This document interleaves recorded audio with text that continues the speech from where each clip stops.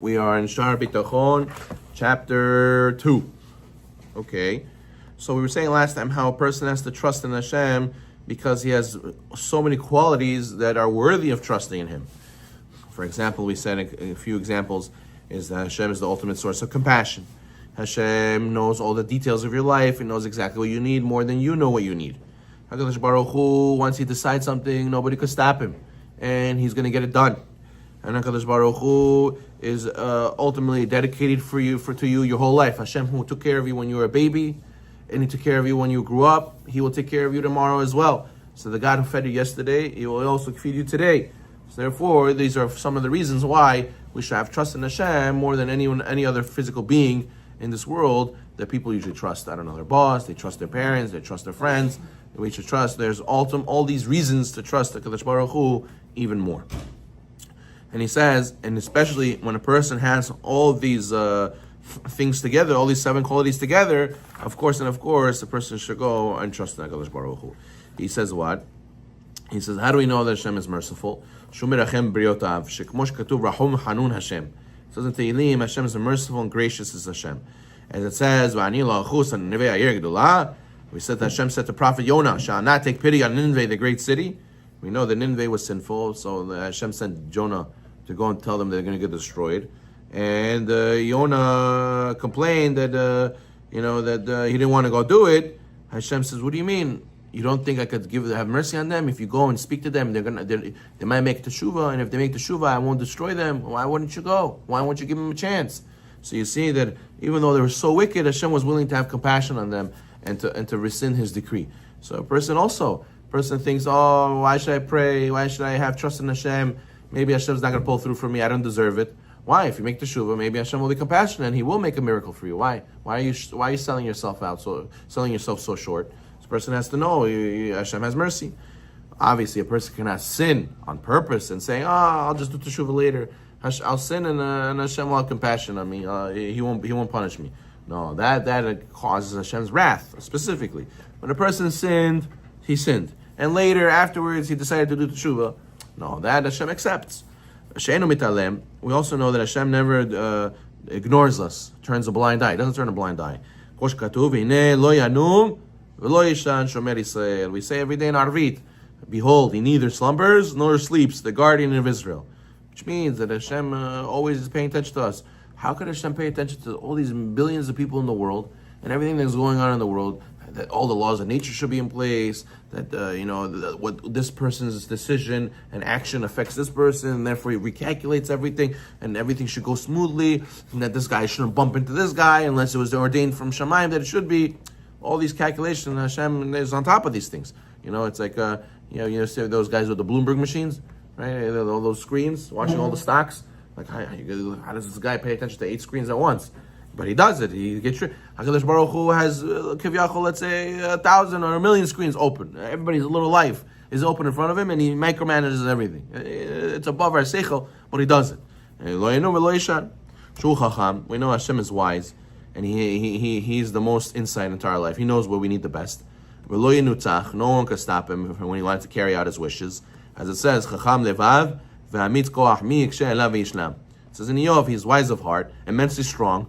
Whoever stubbornly opposed him and remained whole. What, you think that a person could think, if Hashem doesn't want this guy if Hashem wants this guy to be wealthy, I could stop Hashem. I could make it this guy will be poor. I won't let him become wealthy. And there's no such thing. Hashem wants somebody to be successful. He'll be successful no matter what anybody says. Right? Imagine a guy has an enemy. Right, Neria? A guy has an enemy. He says, listen to me. You moved into this part of the town. You have the same business as me. I will never let you be successful. You won't make any money in this city. So the guy has to be scared of him. The guy has to start muscling him out. No, what does he do? He says, Hashem will provide. Well, it's up to Hashem. You think you could stop Hashem? If Hashem wants me to have, you could take it away? What can you do? Hashem can make anything happen and nobody can stop him. So therefore, you don't have to be nervous from this guy. As it says, Hashem has strength. And He's the one who gives strength to everybody. But you think this wealthy guy who is being mean to you, you think he has strength? Hashem only gives him the strength that He wants him to have. Hashem could take it away in a second, right? What was the story with the evil king? that told the prophet he wanted to kill the prophet. He stuck his hand out. In that second that he stuck his hand out, HaKadosh Baruch Hu made it that he wasn't able to move his hand. His hand froze. So he thought, you see, I was able to do whatever I want. I'm the king. Hashem said, no, now I'll take away your arm. Now you can't move your arm. It's frozen.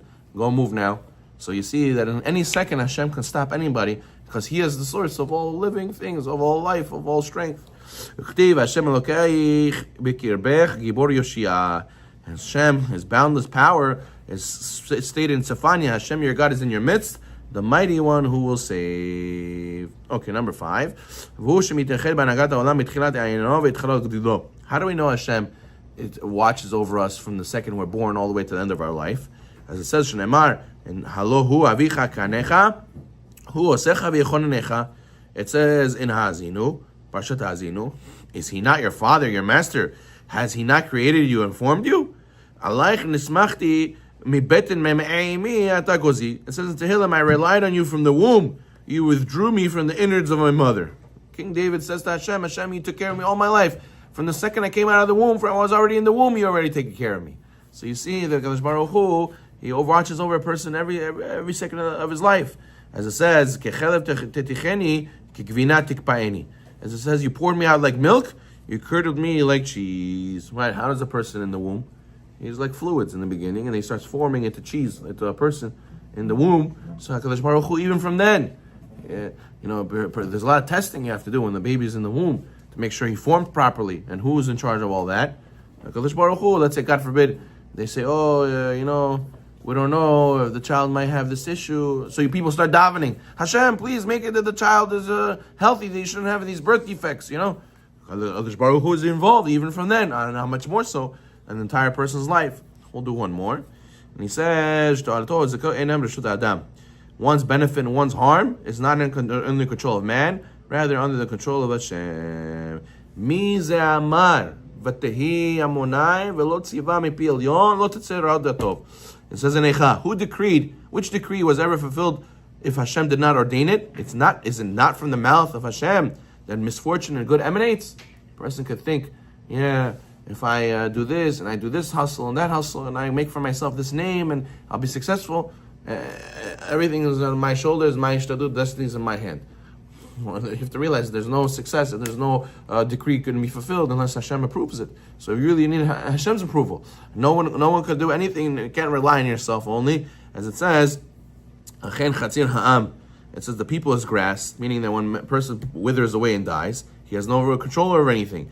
And Hashem can do that also while a person's alive. So that person has to remember that all these things are reasons and proofs that we have to go and rely on HaKadosh Baruch Hu, not rely on anybody else. And what do we say when you do that? Baruch HaGever, Sheftach Ba'Hashem, Maya Hashem Iftaho. When you go and rely on Hashem, Hashem gives you extra siyat d'shmaya. You get a special extra boost of attention from Hashem. When you rely on yourself, so then you lose that extra attention. That's why there's a big segula to say, Enon milvado. Right? When you're in a time of need, many people say you should say Enon milvado. There's no one besides for God. What does that help? You already know this. No. Since I'm reinforcing my idea that Enon milvado, I look like I'm in the hands of this person that's going to hurt me.